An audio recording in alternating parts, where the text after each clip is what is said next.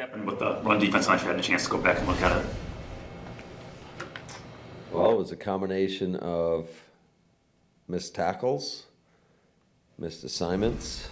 There are a couple times where we were playing single high defense where it's solo gap football, and you had two guys in one gap.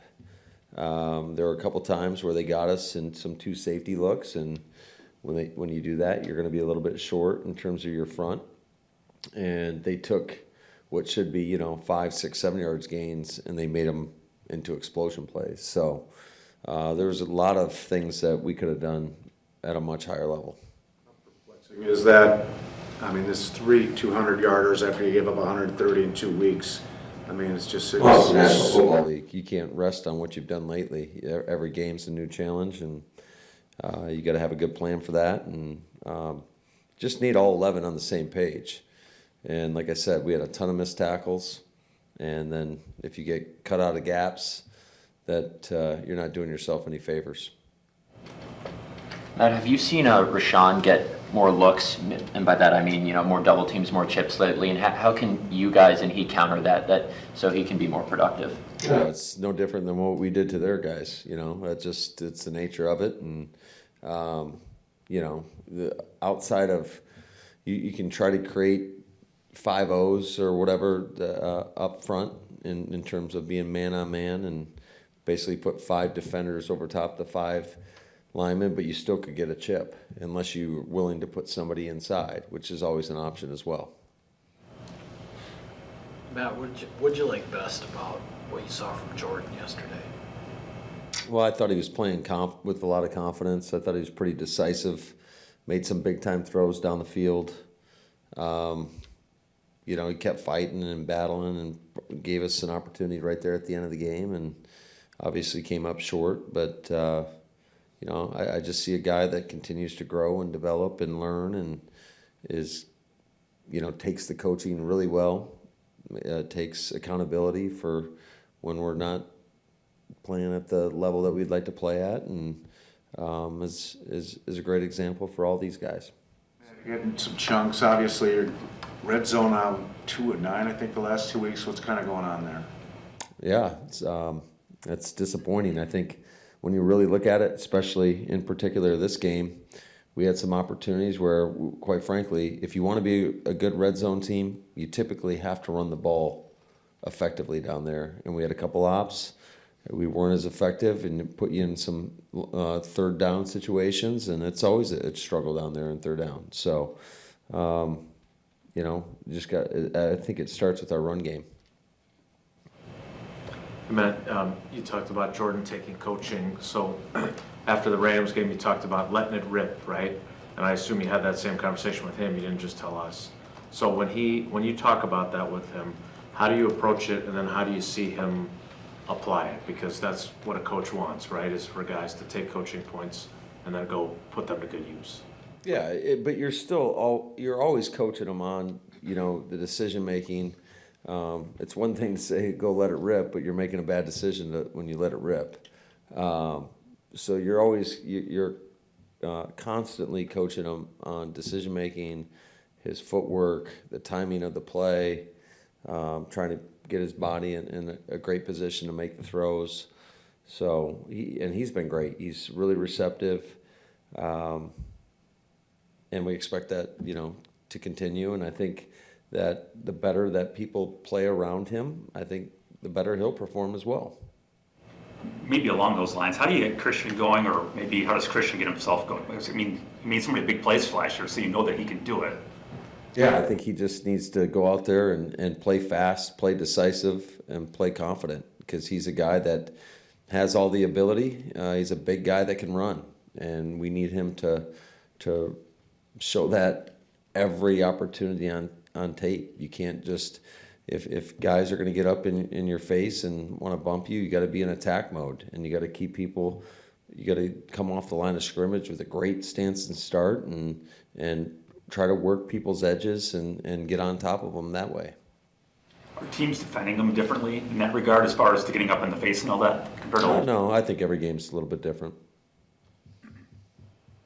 On the interception, was that not the right read, I guess, on the first one? How did you view it? You know, I think if he throws a perfect ball, there's an opportunity there. I think there's a lot of things that could have gone differently on that play in regards to we got to make sure that when we're running a double move, you want to always run the first move first and put your eyes back to the quarterback to maybe get a defender to bite. But, you know, you got to give it up to Patrick Peterson. He made a hell of a play on that play and did a good job of batting that ball back to Keanu O'Neal, and they made a play. So, but yeah, do I think it was necessary? You know, maybe not. He was decisive, and you know we got to live with it. But I'd say typically when they are playing a shell defense, usually that's not where it goes. That's a, you know, Rodgers used to always say, guys have to run the route to win, even if they're not really in the pattern, because you never know when I'm going to go to him. Is that an example of you have to run that route like you are getting the ball? No, I totally agree with that statement in terms of you want to run every route to win. I just think a lot of times, from my past experiences dealing with wideouts, tight ends, running backs, whoever that is running a double move, a lot of times guys lose their patience. And if you're running, we call that an Omaha pump, so a quick out and up, you want to make sure that you flash your eyes and run the Omaha portion of the route to hopefully get the defender to bite to open up the second portion of that route. Like Musgrave was right next to him. I thought Luke did a really nice job of getting his eyes back. That's a stick nod that he was running. And, you know, he ran the stick portion of the route, hopefully to get the guy covering him to undercut the route and opening up down the field. So that's where you would have liked the ball to have gone then to him? Oh, potentially. It's just, or backside, because we had Tucker was chipping and he ran a little check down. I don't think the basic was coming open. But yeah, bottom line is you don't want to turn the ball over in that situation when it's I think it was a 4-point game at that moment. Or was it a 1? No, it was a 4-point. Looking back on the block PAT, what did you guys need to do differently on that? Yeah, we got to get our eyes on our work and make sure we punch the near shoulder of the widest rusher.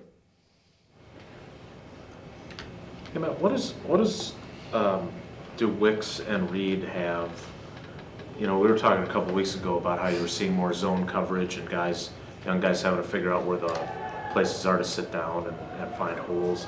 Do those guys have just a natural knack on that, or have they developed kind of quickly over the last several weeks? What have you seen from those two guys? Yeah, I think they've shown a lot of progress in terms of just understanding timing and spacing and how a different coverage or a different coverage contour can dictate your route. And but that's part of the growth process, and those guys have done a nice job with it. I think they have a really natural feel for running routes. And they continue to progress and make the plays when we go to them. You're facing 3 really good quarterbacks coming up. As a play caller, do you have... Game at a time. Okay. We got one really good quarterback coming Okay, up. with that one really good quarterback coming up, do you go into a game with maybe a different mindset as a play caller, knowing that maybe you're going to have to keep up? Absolutely. I think that's one of the focus that we do as a coaching staff every week is how do we win this game as a team. That is a conversation every week before every game. But the corners hold up, do you think? I know it wasn't an extremely challenging day for them, unfortunately, with the run defense, but... Yeah, I mean, there was a couple plays that you'd like to have back. Obviously, we got called for a DPI. That was a critical penalty on a 3rd down that led to a touchdown. But I thought there were some really good moments as well where we did a good job when they took opportunity balls on the outside. Corey Ballantyne had a couple PBUs. They went at him like twice in a row on a 2nd and 10 and then on 3rd and 10, and he made the play. He made the play right in the 2-minute as well when he was bumped up into the boundary and made a tough contested play. And so I thought, all in all, I thought they did a pretty nice job. You made it very clear yesterday that there are no moral victories. You start out your first 3 years here, 39-10. So you didn't have to worry about even thinking about those types of things because you got a bunch of real victories. I'm wondering how you're balancing though, like you talked about during training camp, we have to focus on the process. We can't be solely focused on outcomes. How are you balancing that? Because you obviously want to win every week, but it looked from the outside looking in that your offense had a ton of growth yesterday, even if you didn't win. Yeah, it's always tough because you want to, when you're focused on your process, you're focused on just improvement, getting better each and every day, just maximizing your opportunities. And I think our guys are getting better. Now we got to capitalize on some opportunities. And that's not just offensively, I would say in all three phases. There was opportunity out there. And again, you got to give Pittsburgh a ton of credit. They made the plays, and they made more big plays than we did. But, we had 3 takeaway opportunities on defense, and we came away with 0. Obviously, we had a major miscue on the PAT field goal. We can't have a kickoff go out of bounds.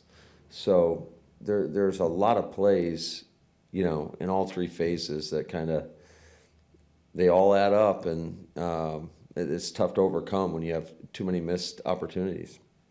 Is that a function too that Jordan's at a different place than his predecessor was? You guys still made mistakes on those other teams too, but you had a guy that could maybe erase some of them, and Jordan's not at that point yet. Is the margin for error just different in terms of making mistakes, that you don't get mulligans? Yeah, I think that all depends each and every week on who you're going up against. Obviously, the margin for error for some teams is much different than it is for others. And we knew going into this game that the ball was going to be paramount. They hadn't, the 2 times that they had lost the turnover battle, they were 0-2. When they won the turnover battle, they were 5-1. So we knew it was going to be huge, and they won it again. So now they're sitting at 6-1 when they win the turnover battle. And I don't think we've won the turnover battle since week 2. So that's been a problem. We're not getting enough takeaways, although I do think that there was one opportunity out there that didn't go our way for whatever reason, and then we gave it away twice. I'm not trying to get you fined. Good, because I'm not going to get fined. Would you have liked them to have just said, hey, we blew the whistle as incomplete, and at least given you your replay challenge back? Would that have been a reasonable compromise there? No. Okay. I was going to ask you about that play, but since Jason just asked you that, the whistle did blow, but Rashawn was almost ready to pick it up. That's a recovery, right? Even though the whistle blew because The rule is it's got to be clear and immediate. Okay. And it was clear and immediate, but that's not what, to my understanding, that's not why it was overturned. Or wasn't overturned, I should say. You have the zebra technology thing out in the hallway, and you have all this, well, not you, but the league has all this unbelievable technology. I got that in my house, where I don't know what he's talking about. Yeah, the kids can't find their cell phone. There you go. It's like, what the hell? I mean, you can't figure out league can't figure out how to mark a ball, whether it's that play or the crossing the goal line or first down markers. It's just Baffling. It is baffling, isn't it? Now Bill's going to get fined. 2 more, please. You talked about the run defense a little bit. You said yesterday that you knew they were going to run the ball. Is there a conversation to be had about, you kind of know what a game plan is going to be, so you have to maybe change some of your personnel grouping decisions when you're preparing for a team that maybe has an inexperienced quarterback and is probably going to lean on the run? What was your question? Is that something that you guys maybe didn't do a good enough job of contemplating going into the game? No, we threw some different looks at them. We played base to 11. We played penny. We played, obviously you always play nickel. They're a big 11 personnel team. So we threw some different looks at them. But obviously the execution, certainly some of the play calls could be better. But the execution needs to be better as well, and we need to tackle better. So I think there's plenty of blame to go around there. So I should have asked this better. So there were a couple instances where you guys were in nickel with the 2 down linemen, and there were a couple of That is baffling to me when people talk nickel defense and they talk about 2 down linemen, because I don't know what that means. You've got 2 true down linemen, you've got 2 inside linebackers. So you got outside linebackers, just so you know how us in this profession view outside linebackers, when you go to nickel defense, they are defensive ends. Okay. And we have some of the bigger outside linebackers in this league. So I think it's comical when I hear people talk about, oh, they have 2 down linemen. I'm like, to me, people are exposing themselves when they say that. Like, there's 4 defensive linemen on the field. When we go out there, basically, when we play teams, 3-4 defense is not something new, right? That is our base defense. But when you go nickel defense, those outside linebackers become defensive ends. And the way we always judge it is, would you want a running back blocking that guy? Would you want a running back blocking Preston Smith? Would you want a running back blocking Rashawn Gary? The answer is usually no. So they are defensive linemen. Okay, so I was just going to have a field day with that tomorrow for me. So you felt good about your personnel in some, because they did get you on some of those plays, whether you want to call them guys. Absolutely. I mean, yeah, and we got to execute better. And certainly there's times when you would like to not be in a split safety defense, no question about it. But because you are more susceptible to the run when you're playing shell defense.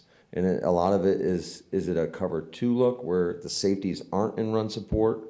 I mean, Pittsburgh ran a ton of 2 shell versus us, especially in the second half, and they were still able to stop the run pretty effectively. So every game's a little bit different. Obviously, there's different versions of quarters coverage out there where some of the quarters coverages, the safeties are hard run support players, where there's other version of quarters where they're a softer, we call it a palms coverage, where they're not as quick to trigger into the run support, so you are left with a lighter box. And that's where it's important when you do that. You see a lot of teams that like live in the cover 2 world that will do run stunts up front to kind of mash up the front a little bit to get the combinations off to help, whether it be a linebacker or maybe a lineman misses their block, to help with when you have a lighter box.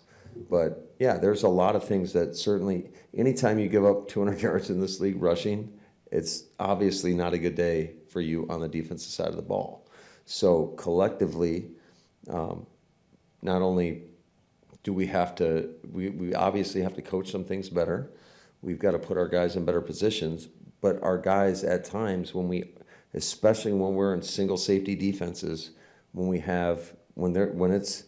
there's a saying, one gap or one back equals one gap. Everybody is gapped out, and you need the people to show up in those gaps in order to stop the run. And when somebody loses their gap or gets cut out of a gap, that's when you get gashed because they're not where they're supposed to be. Or if somebody misses a tackle, that's where you get gashed. So was it good enough? The bottom line is no, it wasn't, because we knew they were going to run the ball. They ran for, 205 yards, over 5 yards a clip. That's usually going to be a tough day at the office. And, give credit to them. They made a lot of people miss. They did a pretty good job up front. I thought, for a lot of the second half, or really after the first 3 drives up until the tail end of the game, we did show some very good examples of playing good run defense. It took us too long to get to that point, because I don't think there was anything that was presented in that game that our guys were not prepared for, that we didn't practice, that we didn't rep. And that's what's disappointing. We've got to be able to take the execution from, we always talk about taking the drill work to team, and then you take your teamwork to game day. and it didn't show up, and that's disappointing.